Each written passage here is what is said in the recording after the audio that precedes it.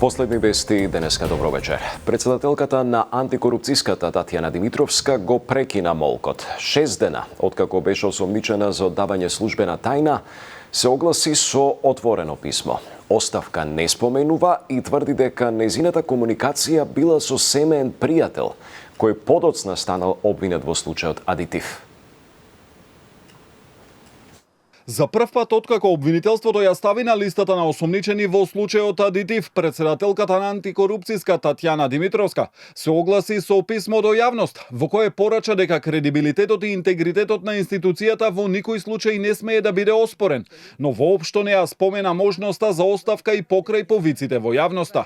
Тврди дека имала комуникација со семеен пријател кој подоцна станал обвинет, но и дека таа ја прекинала комуникацијата во декември 2024-та, кога тој станал обвинет во случајот. Содржината на комуникацијата се однесува на разговори без никаква поврзаност со предметот Адитив. Дел од споделените информации се однесуваат на јавни документи, чија содржина пред нашата комуникација е објавена во јавност, а останатиот дел е вообичаена пријателска комуникација. За оваа моја комуникација изразувам жалење и укажувам дека е направена без никаква намера да влијам на постапката или на било кој аспект на истрагата. Ова го тврдам одговорно. Во случајот Адитив, кој се однесува на криминал во државната ЕСМ тежок 6,5 милиони евра, Димитровска е осомничена за оддавање на службена тајна на обвинет, според информациите на екс-директорот на ТЕЦ Неготино Небојша Стојановиќ. Според обвинителството, Димитровска преку својот службен телефон и апликациите Viber и WhatsApp му одавала податоци за поведени постапки за отворање на предмети против сега обвинетите во Адитив, но и податоци за проверка на имот на обвинетиот и неговото семејство. Во Државната комисија за спречување на корупцијата во тек е постапка за проверка на имотната состојба на наведено лице. Со електронската распределба, предметот не е доделен за постапување кај мене, а согласно утврдените правила, немам никаква можност да влијам врз текот на постапката или врз исходот. Одлуките на ДКСК се носат колективно, со мнозинство гласови на членовите. Наведува Димитровска во писмото, во кое додава и дека целосно ќе соработува со надлежните органи и очекува брза и транспарентна разрешница на случајот.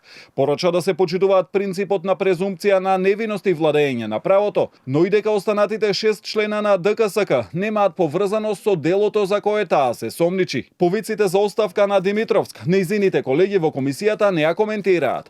Во однос на прозивките за оставки на членовите, во интервју за Призма, заменик председателката Билјана Каракашова Шулев вели дека не се чувствуваат повикани да дадат оставки за постапки што се водат за индивидуална одговорност.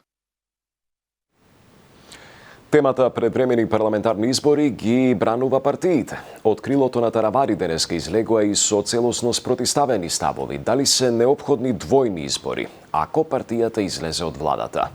Од ВМРО ДПМН возвраќаат. Предвремени нема да се случат. Андријана Лазова Божиновска. Дали по евентуалниот излез на Таравари од владата, а со тоа и промената во бројките на парламентарното мнозинство, ќе бидат неопходни и предвремени избори. Од Алијанса за албанците со спротивни и некоординирани пораки. Првиот човек на партијата Таравари вели дека независно од неговото идно делување, тој не е за парламентарни избори со оглед на бројот на пратеници на владеачкото конто. Неговиот сопартиец од собранието, координаторот на пратениците Сноп Чепак, предходно изјави: во такво сценарио избори се неминовни. Ја не сум за предвремени избори и нашата партија има таков став. Не сме за предвремени избори, има стабилно мнозинство, без разлика дали сме ние во влада или не сме во влада. Јас сметам дека треба да има локални избори. Има една општа констатација дека ако Алијанса за албанците е надвор од владата, тогаш неминовно доаѓа во прашање новите парламентарни избори. Владата без обзир дека ќе има бројки без Алијанса за албанците, меѓутоа таа влада ќе биде нестабилна влада со само 9 албански пратеници. Ставот на Таравари го делат и во ВМРО ДПМН, кој потенцира дека стабилноста на владата и мнозинството воопшто не се доведени во прашање. Ние неколку пати сме кажале дека мнозинството неофицијално брои 2/3, односно над 80 пратеници. Јас ве уверувам дека и покрај таа ситуација, доколку стане актуелна и се случи, владата ќе функционира сосема нормално и подобро од претходно. Ние сме подготвени во секој момент на предвремени избори, но таквите нема да ги има заедно со локалните избори. Дали ќе има нов распоред на силите во собранието, ќе се знае по средбата меѓу Мицкоски и Таравари следната недела.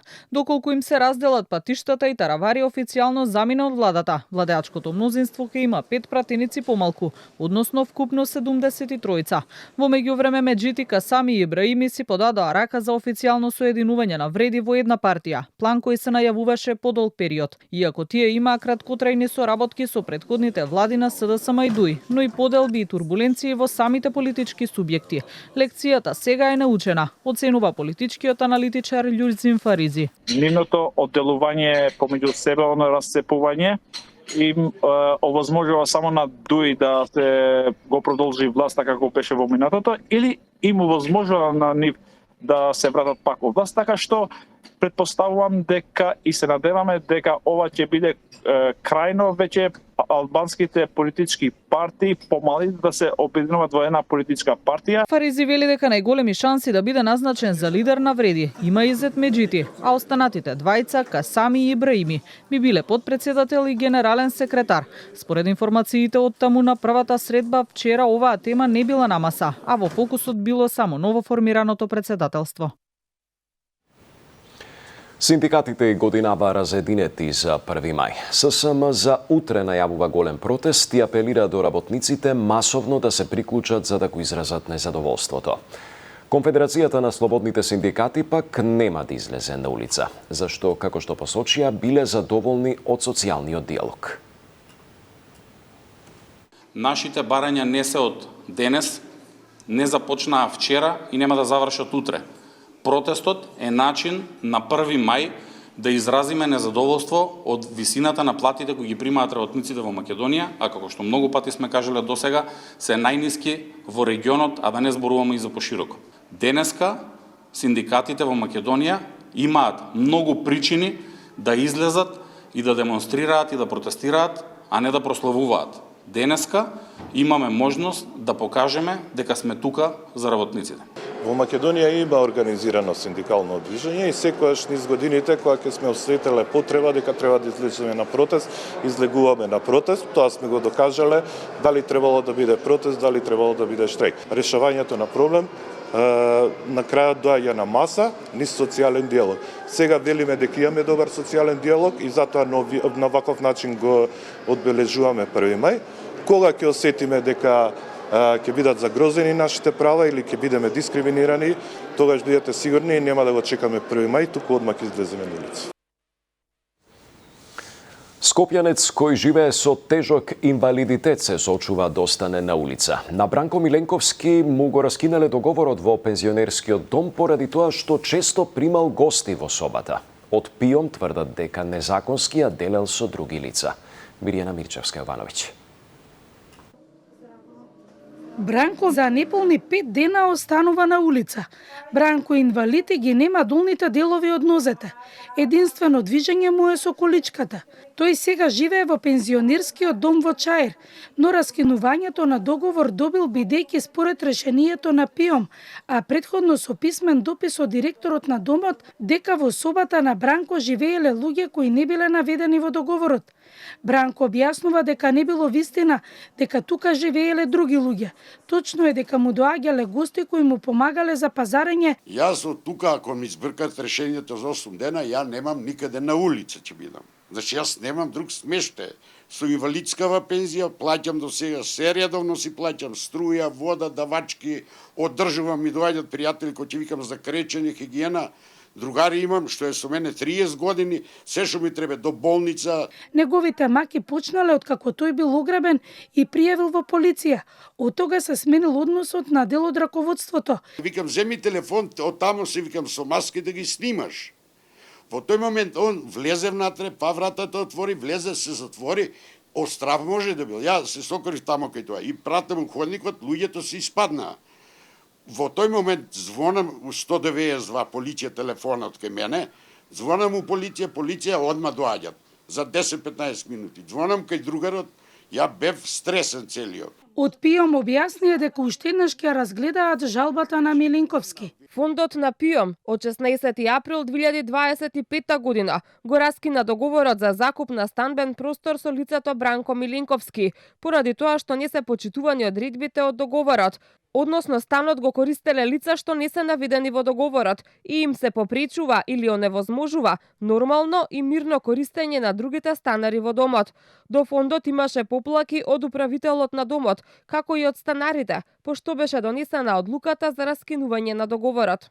Од ПИОМ најавија дека во сите пензионерски домови ќе се прави ревизија кој се е станар и дека треба да се стави ред.